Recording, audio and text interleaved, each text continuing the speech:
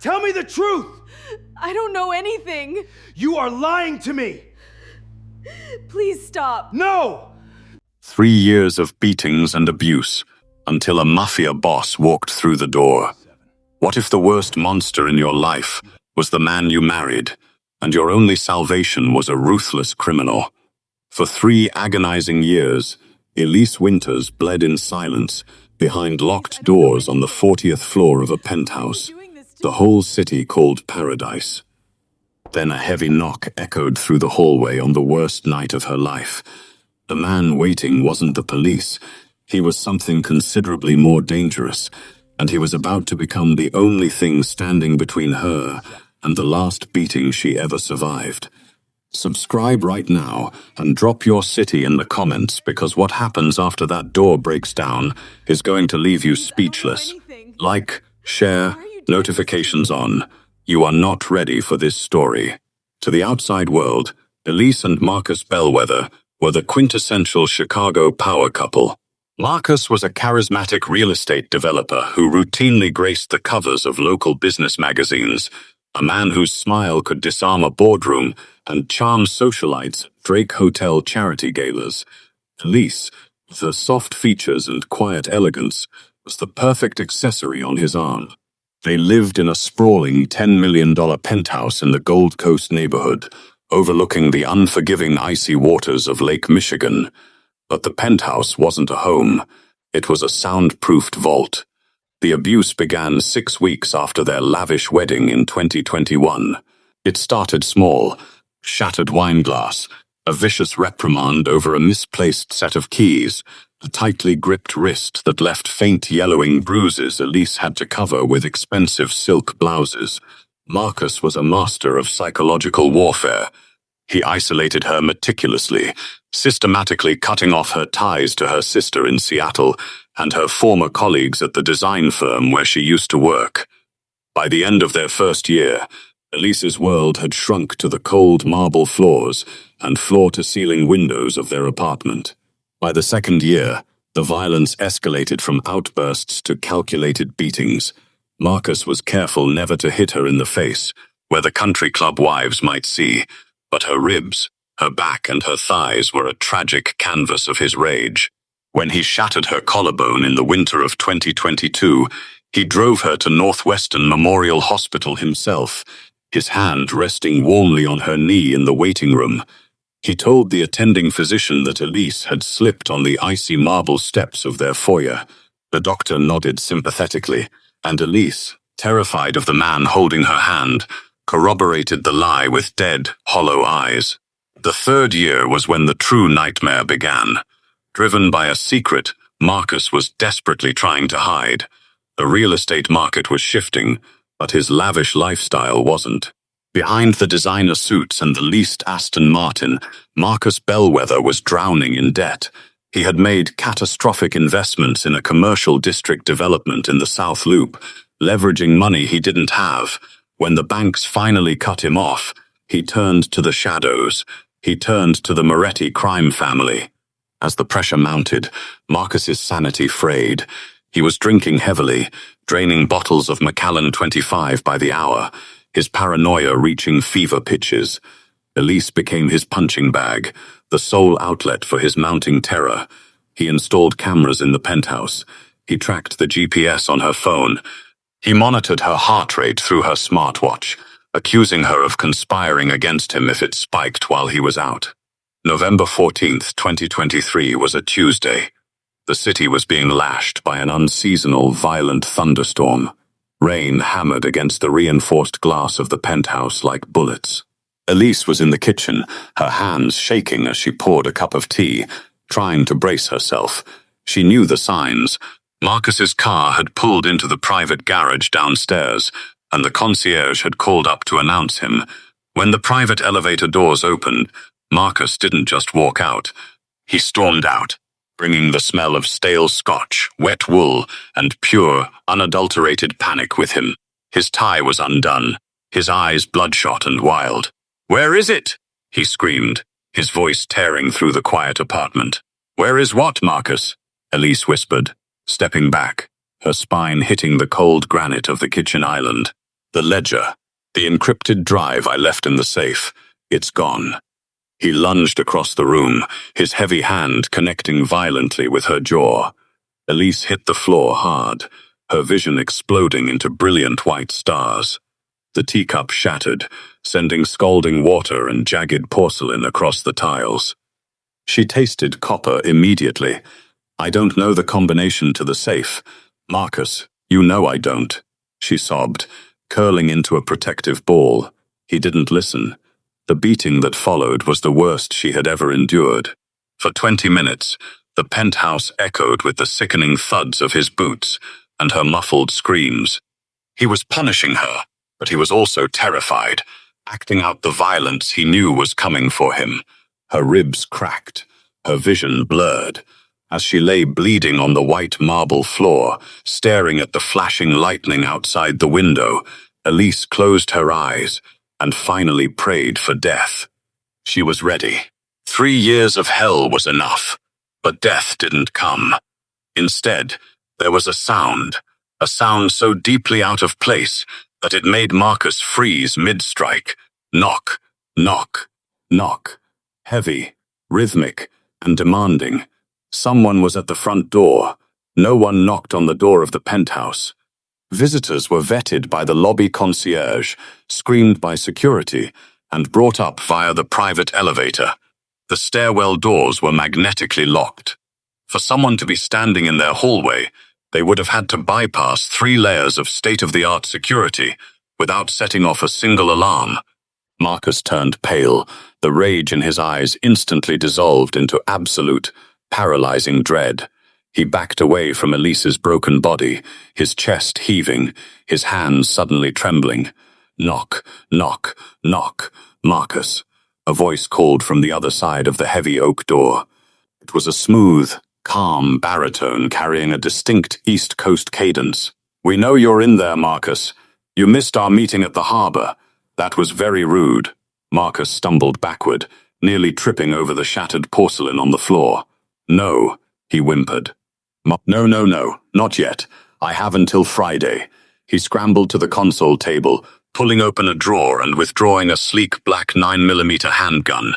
His hands were shaking so violently, he nearly dropped the magazine before slamming it into the grip. "Marcus, I'm not going to ask again." A calm voice outside warned.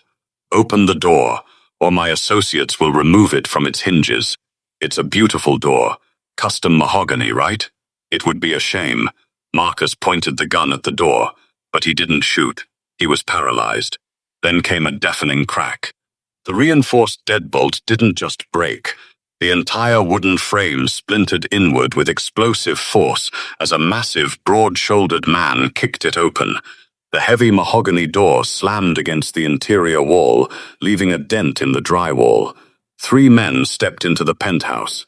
The 2 on the flanks were muscle, hulking, silent men in dark suits with broken noses and cold, dead eyes. But the man in the center commanded the entire room the second he crossed the threshold. Dominic Marchetti was 34 years old, the underboss of the Moretti crime family, and a ghost to the FBI. He was dressed impeccably in a charcoal 3-piece suit that clung to his broad, athletic frame. His dark hair was combed back, his sharp jawline shadowed by a faint scruff. But it was his eyes that froze the blood in Elise's veins, striking icy blue, entirely devoid of mercy. He looked like a man who had seen the depths of hell and decided he could run it better. Dominic stepped casually over the splintered wood, his hands resting easily in his pockets. He ignored the gun shaking in Marcus's hand completely. "Marcus," Dominic sighed, glancing around the opulent living room. $10 million for this view, and the roof still leaks? You really shouldn't have stiffed the contractors on the drywall. "Listen to me," Marcus stammered, his voice cracking. "I have the money. I just need 48 hours. The South Loop zoning permits are clearing tomorrow. I can liquidate the offshore accounts." "You owe my uncle $4.2 million, Marcus," Dominic interrupted, his voice never rising above a conversational tone. "You missed 3 payments. You ignored my phone calls, And then you tried to book a private charter out of Midway Airport to Costa Rica 2 hours ago. Dominic tilted his head. Did you really think I wouldn't know? Marcus's face went chalk white. The gun wavered in his grip. I was just going to secure the funds. It was then that Dominic's icy gaze drifted down. He stopped speaking. The entire atmosphere in the room shifted, the temperature plummeting. Dominic saw Elise. She was huddled against the base of the kitchen island, her face bruised and swollen, blood trailing from her nose and lip, her clothes torn. She was shaking violently, clutching her shattered ribs. Dominic's posture changed. The casual, relaxed mob boss vanished, replaced by a coiled predator. He stared at her, a strange dark flicker passing behind his eyes. He didn't look at her with pity. He looked at her with a terrifying intensity.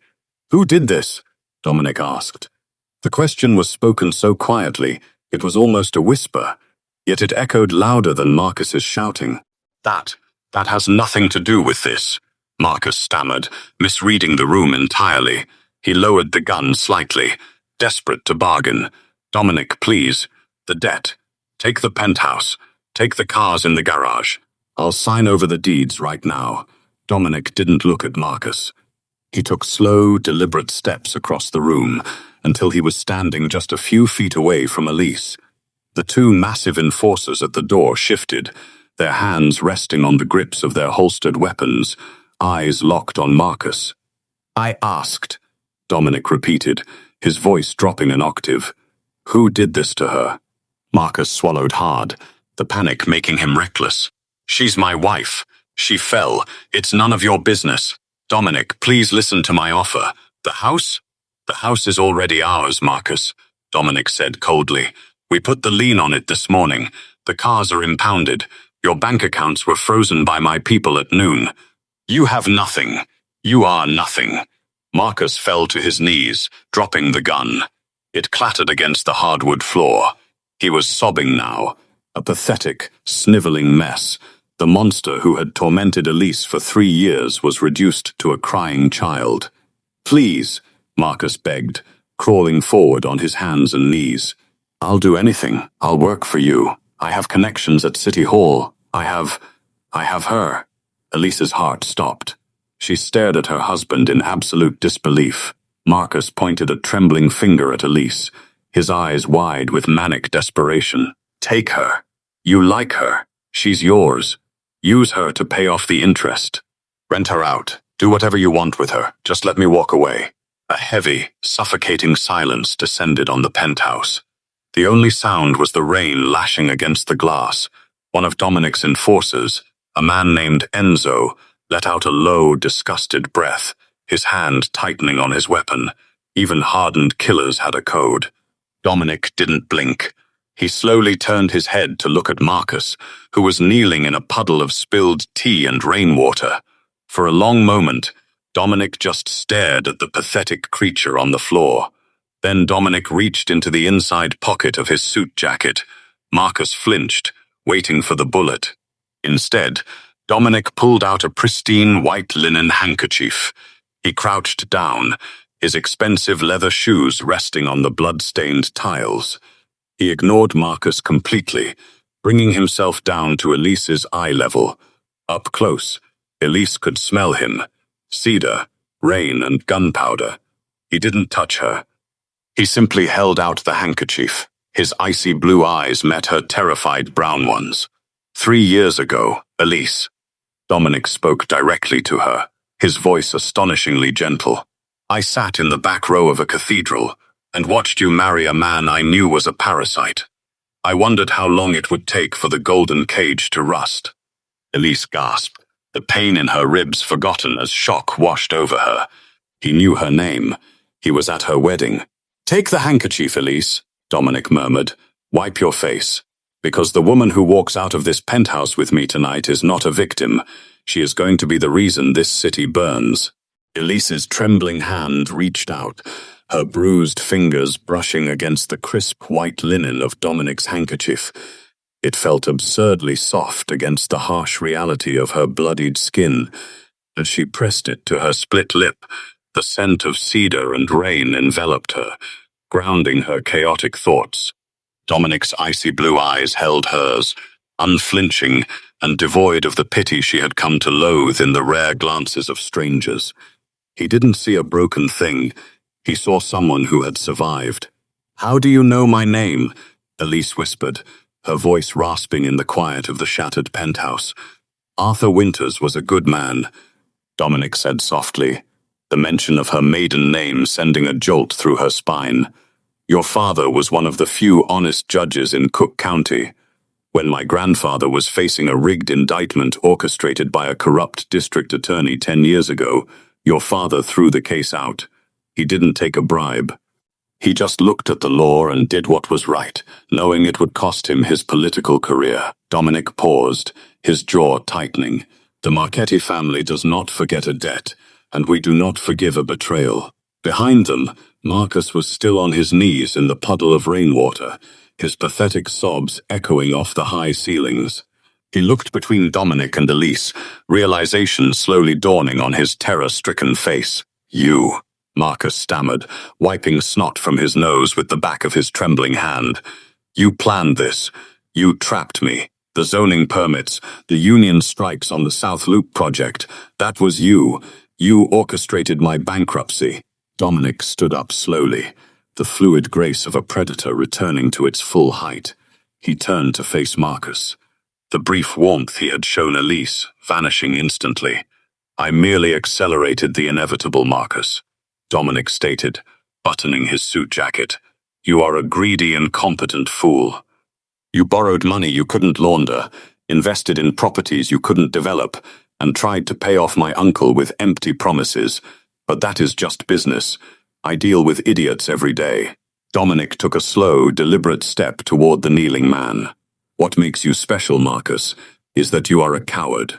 A coward who hides behind a $10 million mortgage while he beats a woman who weighs a fraction of what he does." Dominic gestured to the shattered porcelain on the floor. "And a coward who kills his father-in-law for an inheritance." Elise stopped breathing. The pain in her ribs vanished, replaced by an icy, paralyzing shock. "What did you say?" she gasped. Marcus recoiled as if he had been physically struck, his face draining of whatever color remained. No, that was an accident. The police report said black ice on Interstate 90. He lost control of his sedan." Dominic gestured casually to the hulking enforcer on his left. "Enzo." Enzo reached into the inner pocket of his dark suit and retrieved a small metallic rectangle, a silver USB drive. Elise recognized it instantly. It was the encrypted drive Marcus had been tearing the penthouse apart to find. "You see, Elise," Dominic said, his gaze fixed on Marcus's horrified face. "Marcus here is not just a monster. He's an arrogant one. He likes to keep trophies. He likes leverage.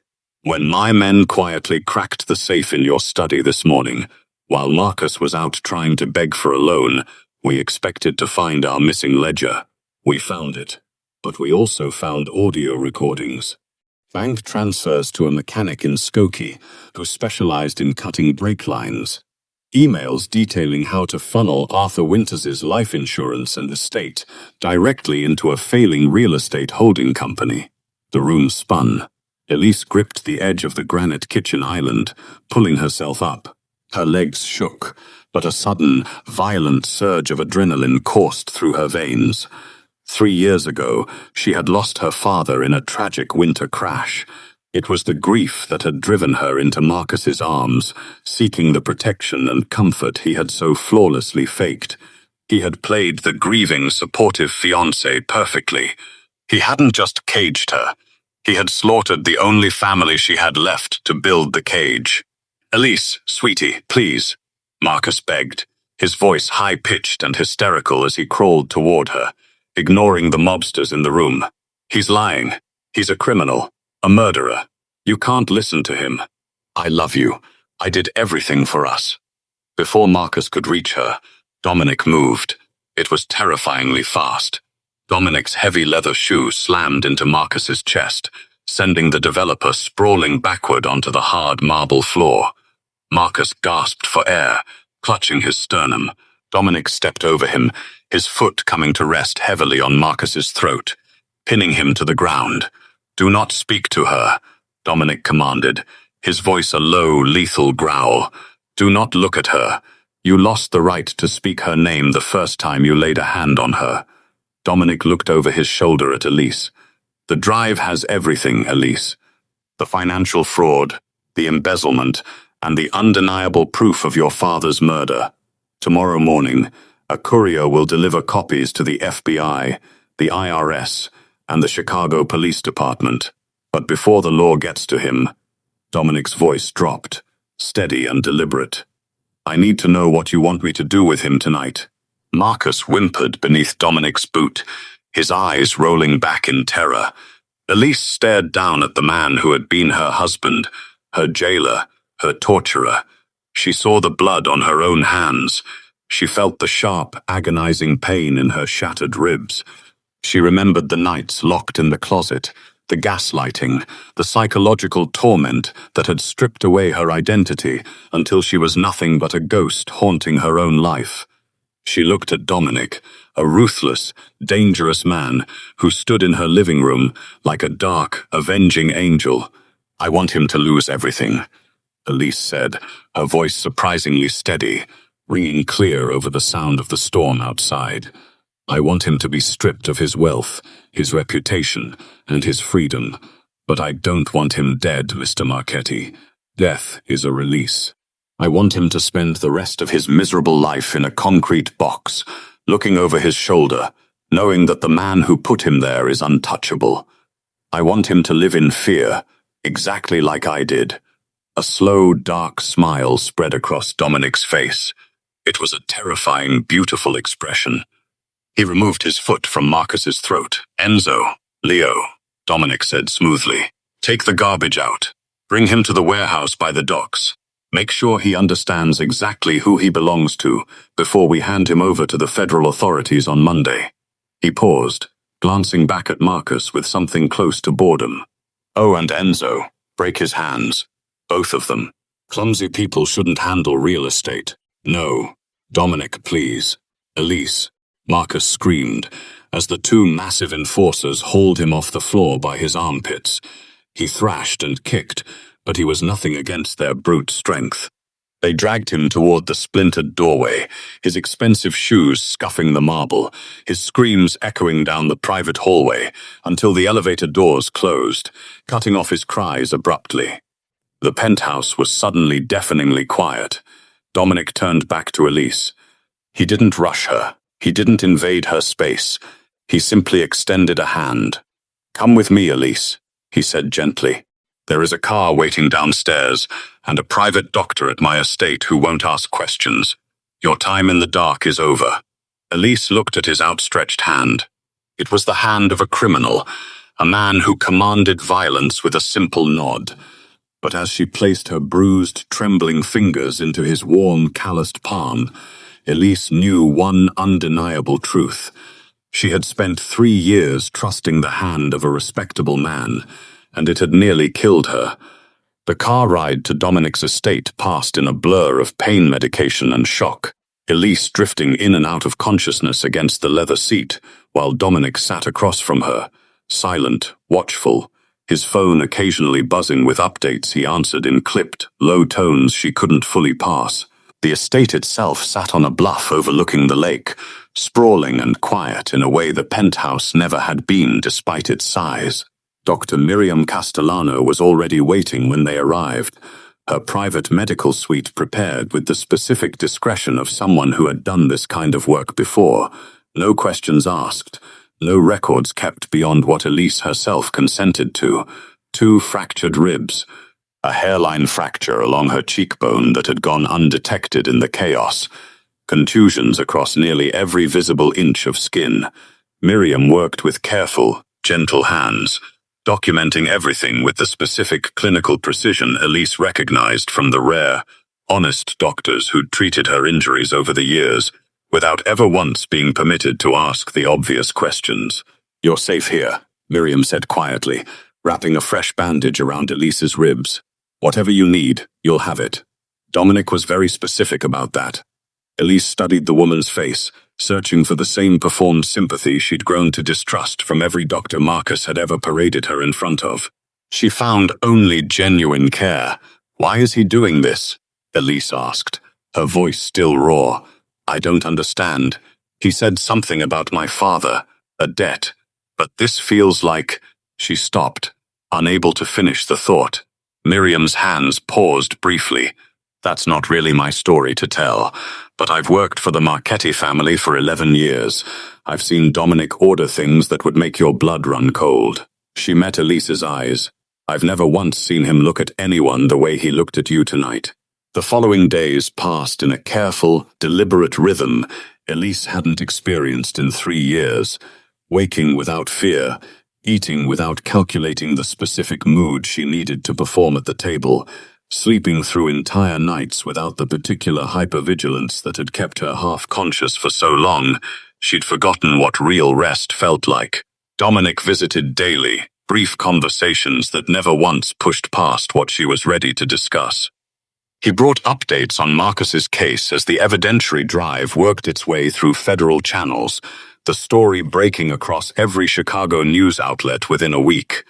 Marcus Bellwether's meteoric rise revealed as fraud built on his father-in-law's murder, his charitable public image collapsing overnight, under charges that would keep him buried in federal prison for the remainder of his natural life. Elise watched the coverage once, briefly, before turning off the television entirely. She didn't need to watch him fall. She'd already felt it happen in that penthouse, standing over him with Dominic's boot on his throat, and 3 years of silence finally, devastatingly broken. On the 9th day, Dominic found her in the estate's garden, sitting beside a small reflecting pool with her sister Rachel's voice, still echoing in her ears from a phone call Dominic's people had quietly, carefully facilitated. The specific reconnection that never once felt like another cage disguised as protection, simply a door reopened after 3 years of deliberate isolation. "You reached her," Dominic said, settling onto the bench beside her, close enough for conversation, far enough to give her space. "This morning." Elise's voice carried something lighter than it had in years. "She's flying in next week. I haven't heard her cry like that since our mother's funeral." Dominic was quiet for a moment, watching the water ripple beneath a light breeze. "Your father would be proud of you." Elise turned to look at him, studying the sharp lines of his face, the icy blue eyes that had held nothing but violence for a man kneeling on her floor, and nothing but gentleness for her in the same breath. "You knew him before all this." "Not personally. My grandfather spoke of him often. Said Arthur Winters was the only honest man he ever encountered in that courthouse. Said if more men had his integrity, half the corruption in this city wouldn't exist." Dominic's jaw tightened slightly. "When I learned what Marcus had actually done to him, 3 years after the fact, buried under a fabricated accident report," he paused.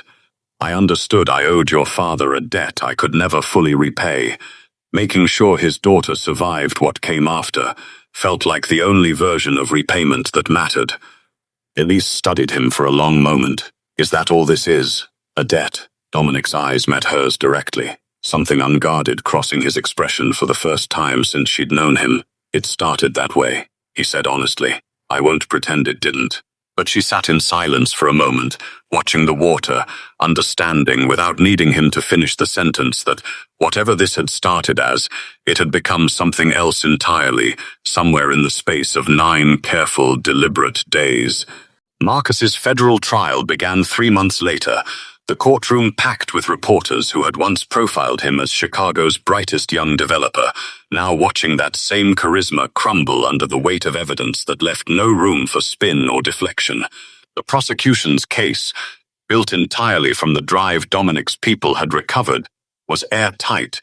Audio recordings of Marcus negotiating with the mechanic who'd cut Arthur Winters's brake lines, bank transfers tracing every dollar of the fabricated inheritance directly into his failing developments, a financial paper trail spanning 3 years that left no ambiguity about premeditation.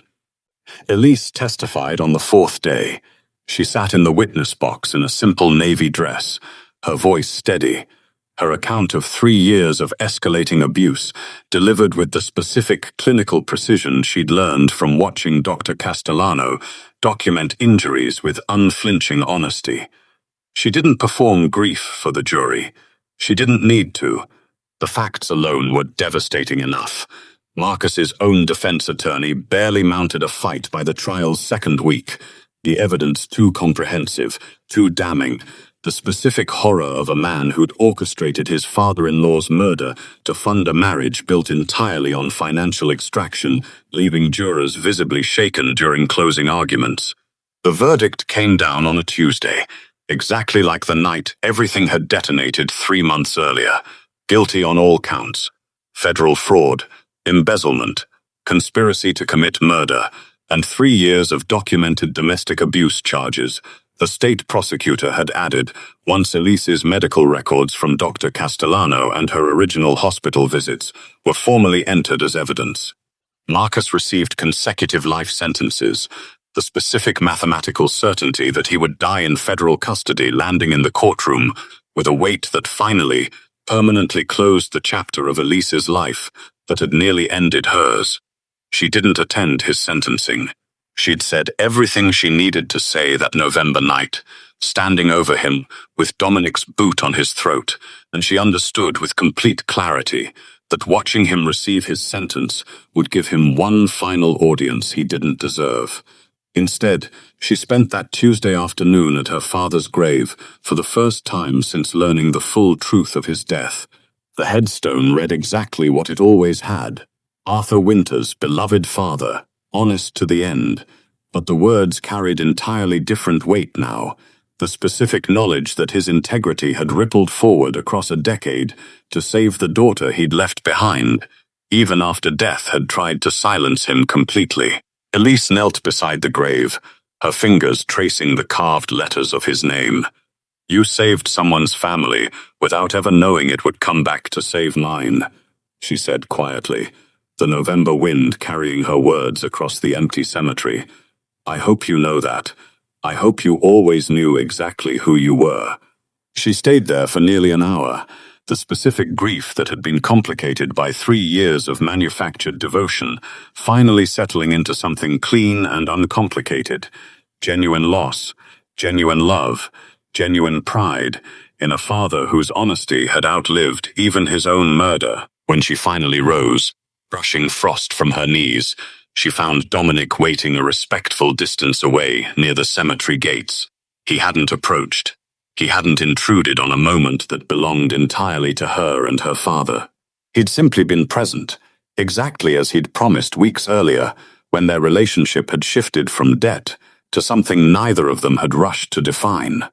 You didn't have to come, Elise said, crossing the frozen grass toward him. I wanted to.